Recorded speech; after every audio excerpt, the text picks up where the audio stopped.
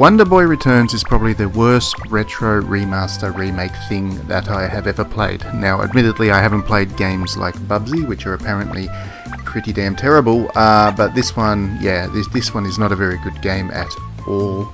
And that's really disappointing because I'm actually a really big fan of Wonder Boy. I'm not the world's biggest fan of platformers in general, but as a kid I really got into the original Wonder Boy, played it an awful lot, and I didn't know that this game was even coming, but when I saw it on the PlayStation Store I was immediately intrigued and picked it up.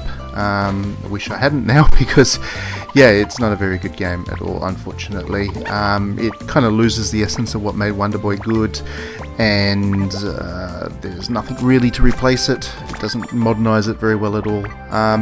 So the basic game, for anybody who's played Wonder Boy, it's I want to say it's kind of a speedrunning orientated platformer, where the whole idea is to actually get going from left to right and then not let go of that button, jumping, dodging and whatever along the way. But the problem that this game kind of faces is, I mean, Wonder Boy was a pretty challenging game back in the day, and that was a big part of it because the level design is actually very simple and not very interesting. The character himself isn't particularly interesting. He's a pretty empty blank slate, and yeah, the whole reason to play the game originally was the challenge of actually speedrunning your way through and kind of nailing those perfect jumps, picking up everything along the way and ending up with a really good result. This game doesn't have any of that. It's quite simple. The boss battles have a bit of challenge, as you can see this one here, but again, the attack patterns are quite simple and there's nothing really challenging about these levels. You spend a lot of time, as you're about to see, just walking left and right, just jumping here and there. There are 10 sets of levels, 10 worlds. Each world has 4 levels in it, so there's quite a lot of levels, but they never really get super difficult, and the game throws in a couple of gimmicks and a couple of enemies that are difficult to avoid the first time. There's a lot of memorization involved in getting through some of these levels, but they're never challenging, and with each new level you actually get 5 lives again to get through the level.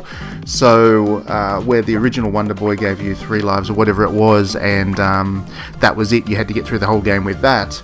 This game keeps refilling your lives, which makes with each stage, which makes it quite easy to get through, and it's just a matter of patience, and there isn't a whole lot of skill involved, as you're about to see from this part of the clip.